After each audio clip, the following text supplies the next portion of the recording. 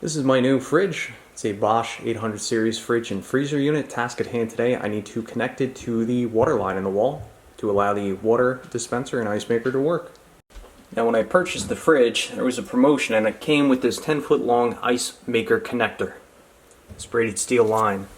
And either connection on this line is 1/4-inch female compression fittings. On the back of the fridge, we have a male 1/4-inch compression fitting. Now the challenge is going to be tying this line into the copper. Now you can see there was some water damage back here. Spent a lot of time bleaching this. It's all clean now. But this copper is 1/4-inch. But if we go back down in the basement, it actually transitions from 3/8 to 1/4-inch. My plan is we're going to go in the basement, we're going to flare that line. We're going to throw a flaring tool on that line, flare it, and then use some adapters, and then we're going to make this work. Now if you wanted to, you could make this 1/4-inch line work. You could either flare it and purchase the right adapters or use a compression fitting. That's kind of up to you what you want to do, but when we go in the basement you'll see why I want to completely eliminate all this 1/4-inch line. Okay, so this is how we're going to make this work. So we have our 3/8 copper coming into our fittings this way. Now before we flare that copper, we're going to have to install this flare nut onto that 3/8 copper. These are called short rod nuts. From there, we are going to flare our 3/8 copper, and it's going to be received onto this fitting. No Teflon tape here, so the flare is going to fit nicely here. Put our nut on, we'll tighten that up.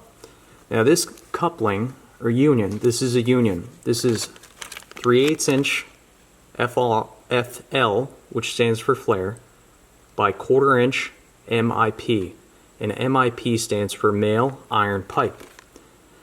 Now in order to adapt this union onto this coupling is 1/4-inch female iron pipe by 1/4-inch. So this iron pipe connection, we are going to have to use Teflon tape here. I'm going to use some Blue Monster, so these will connect this way. And then finally, this coupling will thread right onto our water line.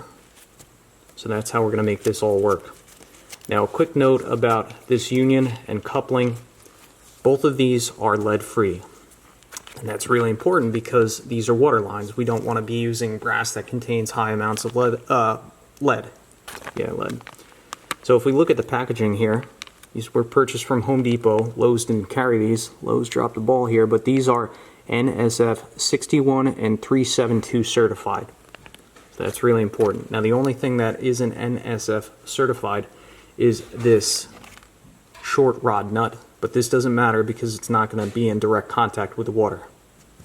So there you go. Let's go in the basement, cut the old line out, and get this system working. But off camera, I am going to attach this coupling to this union. I'm going to use some Teflon tape so we don't have to deal with that in the basement.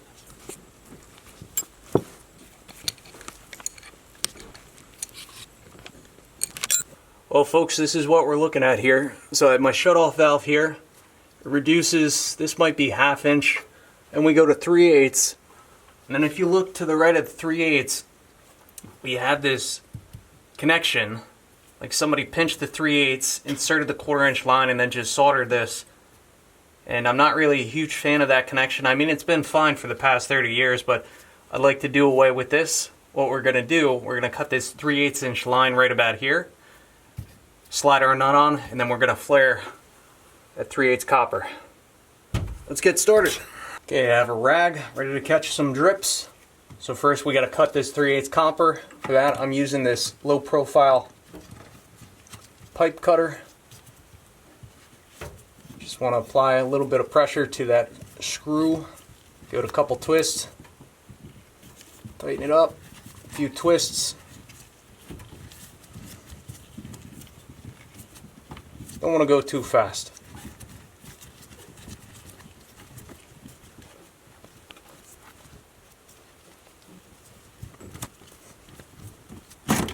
Wow. So you see how that's kind of green? I think that's because they put a lot of flux on there. And that's not a good thing. It's normal to see a little bit of oxidation, but that green residue, we don't like to see that. So I'm actually going to cut this back a little bit further.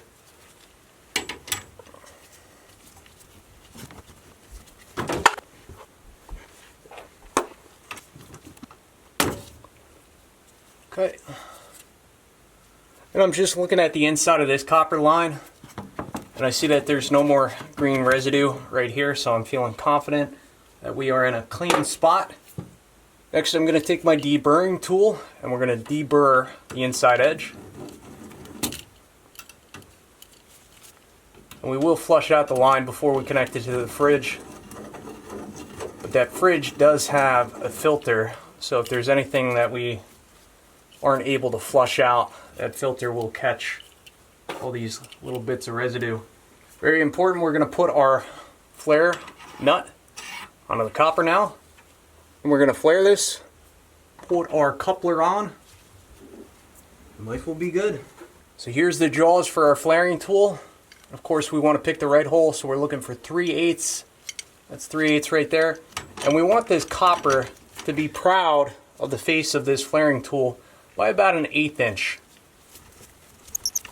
Okay, both my wing nuts are nice and tight. Now we need to install the cone portion of this tool. Pretty simple. Just gonna flare this out.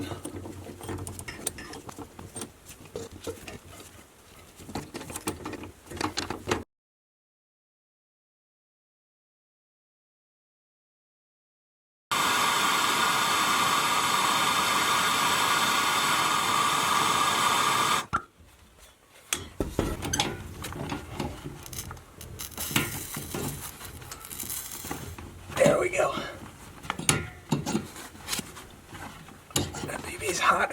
Probably ruined my flaring tool, but if it works out, who cares, right?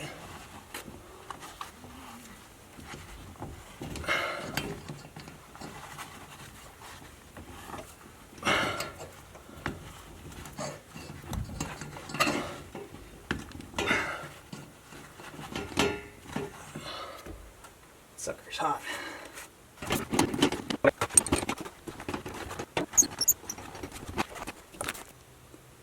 There's our flare. No cracks. Looks good. Here is our 3/8 compression coupler. See how it has that bevel? That's a nice fit. And no Teflon tape here.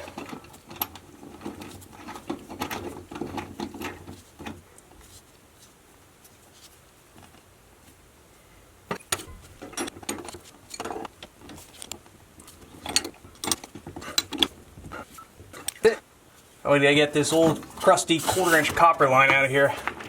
I guess I'll cut it again. You know, I love watching this guy on YouTube, Steve Lab. Not sure how to pronounce his last name. Lamonier. Wonder what he'd say about me. Oh, there's Joe Homeowner again, trying to be a superhero, mama. He's a crusty one, Mr. Grinch. I love that guy. Great plumber, great tech. Then we got to fish our new line up through the subfloor here. All right, keep pulling. Keep going. Okay, stop. You have another second? Yeah. Put it in the white bucket. Is something gonna come out of it? Yeah. I'm just tightening up the fitting, and we gotta flow a little water through it. Rah! Okay, you ready? A little bit of water coming. So we're gonna flush out this line now. You scared me. Yep. I don't see any leaks yet. We gotta wait to pressurize the fridge to really see if this is gonna work. Alright, I'm shutting off the water, and then I'll come topside. Well, it's not the prettiest looking thing, but I don't think that's gonna leak. Here's our new water line coming up through the floor. Wifey perched it into the bucket. Now we gotta connect it to the fridge. There's a protective boot we gotta remove. line's already purged. Make sure that the washer is on there.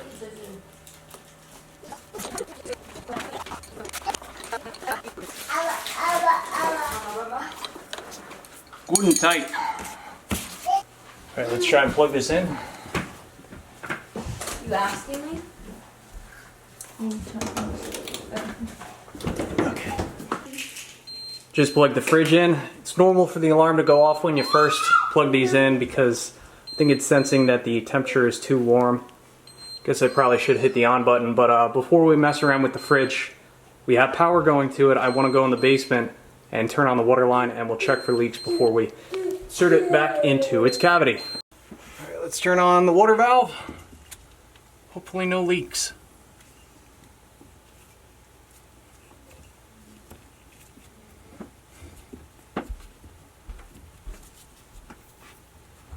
That's a good sign, not seeing anything.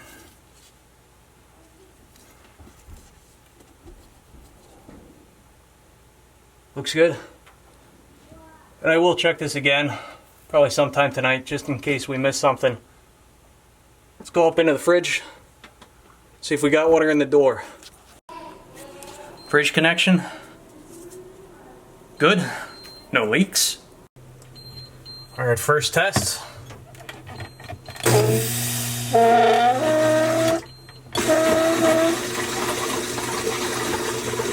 You hear the water going through the filter.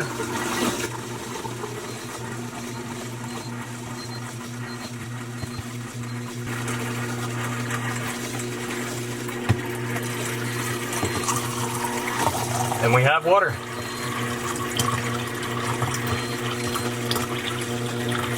Just purging out the air. And this isn't ready to drink yet. I've also heard that it's normal for it to drip a little bit. Let me grab a rag or something. Heard others online say that that's an issue too when you first get it. Has to do with air in this system from what I'm told. It's starting to slow down. But another note here, it says you got to discard the first 3 gallons. Discard the ice cubes produced within the first 24 hours. So the first tray of ice too, you want to dump that. Let's try this again. Now it's fine. Yeah, so I think that drip out of the water dispenser the first time is completely normal.